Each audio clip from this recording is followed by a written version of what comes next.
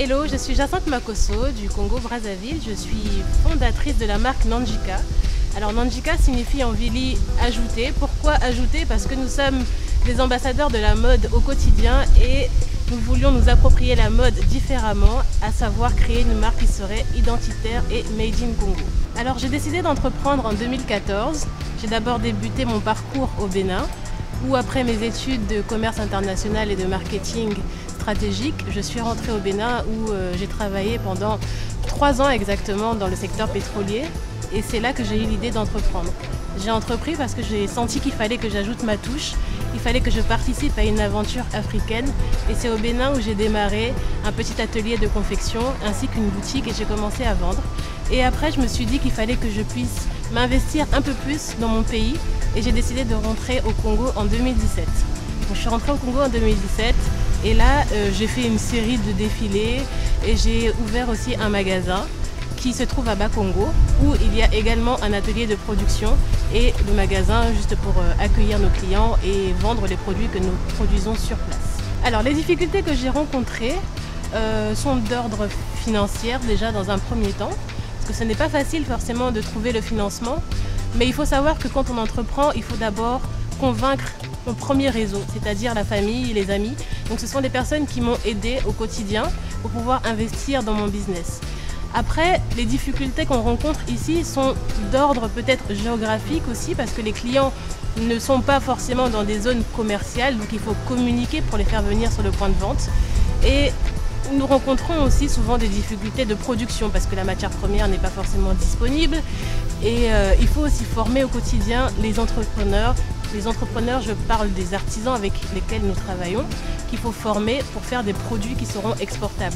C'est-à-dire pas forcément des produits qui seront vendus ici au Congo, mais des produits qui seront vendus aussi au-delà des frontières, à savoir en Europe, aux États-Unis.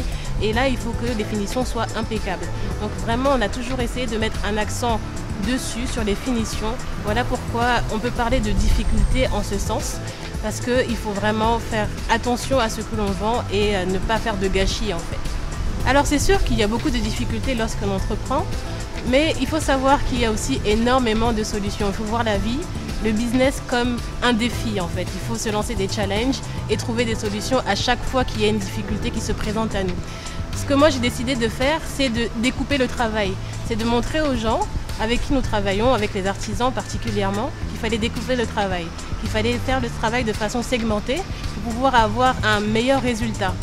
Maintenant, de ce qui concerne la partie financière, c'est sûr que beaucoup d'entrepreneurs se disent « j'ai pas l'argent, je ne peux pas entreprendre », mais le plus important d'abord c'est l'idée.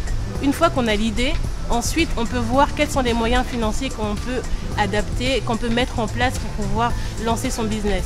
Comme je l'ai dit précédemment, il suffit d'abord de convaincre son entourage. Son entourage, on appelle ça le love money. C'est d'avoir sa mère, sa grand-mère, d'avoir des personnes qui sont autour de nous, nos amis, de les convaincre afin qu'ils puissent mettre de l'argent dans notre business. C'est sûr que quand on a une entreprise toute jeune, les banques ne peuvent pas nous prêter de l'argent et souvent ça nous bloque. Mais il faut se dire qu'il faut faire les choses par étapes. On vend, on est crédible, on a un compte d'exploitation crédible et à ce moment-là, on peut prétendre à avoir des prêts et grandir. Il faut commencer petit et ensuite voir grand. Les gens pensent que c'est impossible d'entreprendre ici, mais simplement si vous avez la volonté de le faire, je pense qu'il y a plusieurs choses à réaliser et il faut voir en fait tous les problèmes qu'on a ici au Congo comme des opportunités d'affaires. C'est-à-dire que on a un système de santé qui laisse à désirer, donc pourquoi les gens ne pourraient pas entreprendre dans ce secteur-là? On a besoin de divertissement, pourquoi il n'y a pas plus de gens qui entreprennent dans ce secteur-là? Donc moi je ne vois pas ça forcément comme un obstacle, mais en fait je vois tous ces problèmes-là comme des grandes opportunités de faire de l'argent, de faire des business et de monter quelque chose. Et le problème aussi auquel on fait face, c'est qu'il y a beaucoup de Congolais qui sont à l'extérieur, qui ont une expérience, qui ont des diplômes, qui peuvent venir au Congo pour pouvoir entreprendre et faire des choses, mais il faut qu'on soit beaucoup plus nombreux à y croire et il faut qu'on soit beaucoup plus soudés pour vraiment faire monter notre pays et puis redorer le blason et faire du Congo ce qu'il était avant.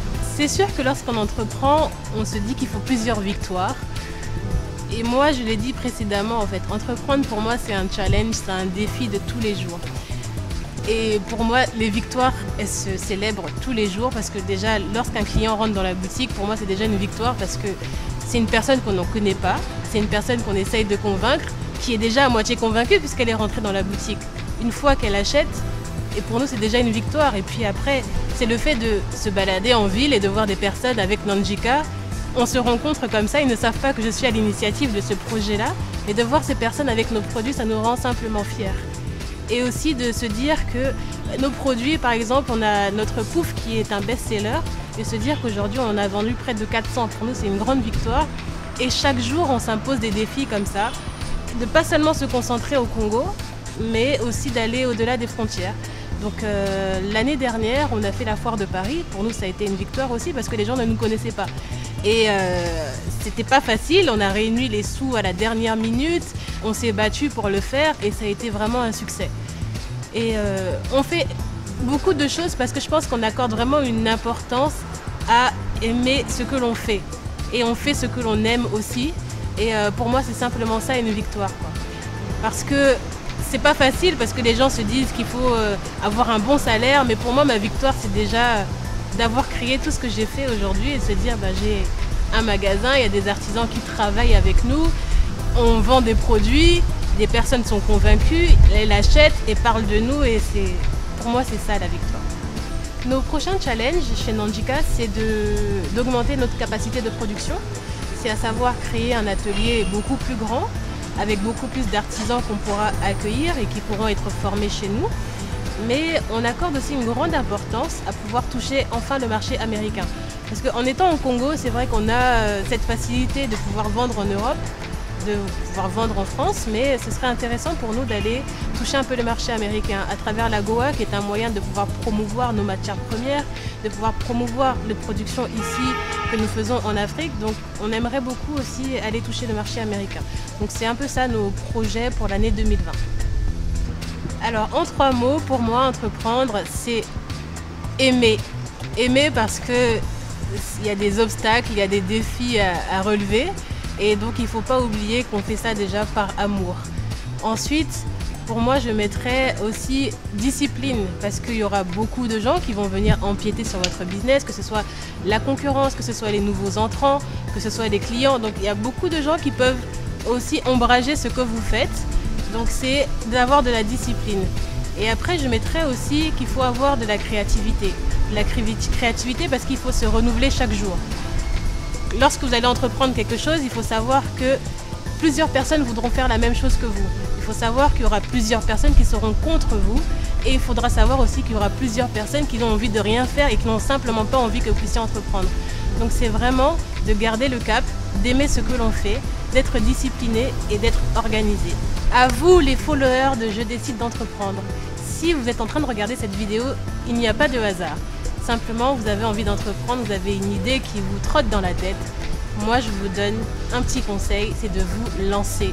Il ne faut pas avoir peur de tomber. Un entrepreneur, c'est quelqu'un qui est au bord d'une falaise, qui saute et qui est capable de construire un parachute pendant son saut.